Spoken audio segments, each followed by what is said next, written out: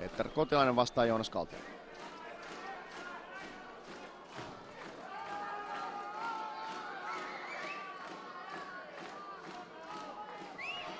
Ja Kotilainen! Voi, mitkä kisut heittää Peter Kotilainen.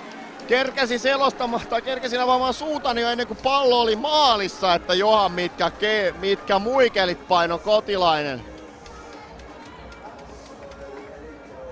Jyväskylän tavoitelluin poikamies Peter Kotilainen painaa nyt sellaiset, että noilla movesilla, jos ei baari tanssilattialta irtoa, niin ei sitten millään. Täysin aseeton Joonas Kaltiainen. Fudisveskarimaisesti dyykkaa väärälle tolpalle. Jesperi Lindfors. Ja Jesperi Lindfors painaa pallon maaliin. Niin ikään näyttävät kynät siellä. Miro Tuomala pyllähtää takatolpalleen. Pyllähtää takapuolelle ja pallo maaliin.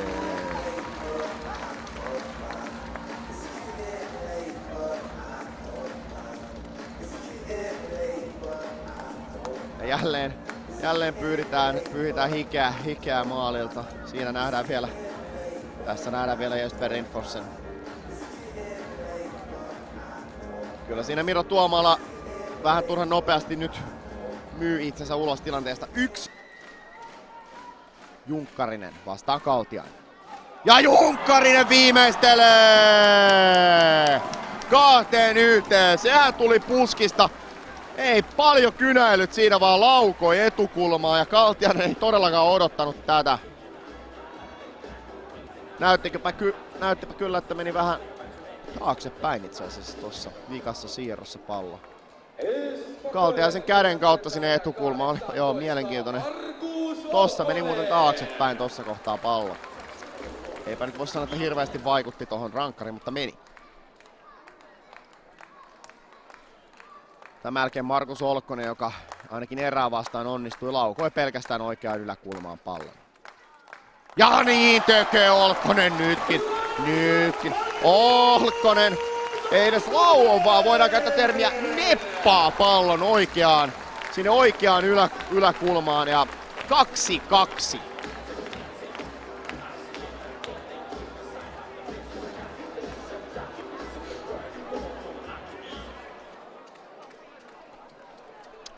Joonas Kaasalainen happeen. Lisäksi se, että jos viimeisellä vetäjällä onnistumisella on mahdollisuus voittaa, niin silloin yleensä se onnistuminen tulee. Tämäkin tilastoja. Prosentteja en muista. Bollström. Ja Bollström räjäyttää Tapiolaan! Bollström räjäyttää Tapiolaan! Oilers superfinaaliin! Oilers superfinaaliin! Voitolla yöhön, niinkö se menee? Näytti tämäkin rankkari siltä, että meni hieman taaksepäin. Katsotaanpa vielä. No menihän se taaksepäin. Siinä teille sinne internetin keskustelupalstoille jossiteltavaa. Ei vielä, vaan nyt taaksepäin ja reilusti 50 senttiä taaksepäin meni tämä rankkari. Olkaa hyvä yleisö, siitä voitte keskustelupalstoilla jauhaa, koska meni taaksepäin. Meni reilusti taaksepäin, mutta se on täysin yhden tekevää. Siellä on kasa keskellä. Se on valkoinen kasa. Se on se kasa, joka painaa finaaliin. Se on se kasa. Classic vastaan Oilers. Superfinaali. Sankareiden syntymäpäivä. Ratkaiseva Markus Bollströmin rankkari. Näin. Ja taaksepäin. Noin. Ja maaliin. Noin. Ja erotuomarit hyväksyvät.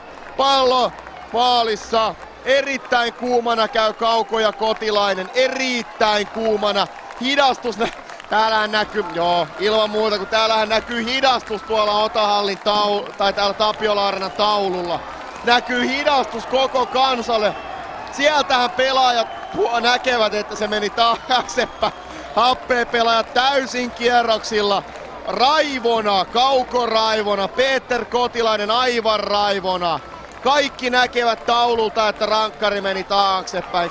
Koko yleisö näkee, että se meni taaksepäin.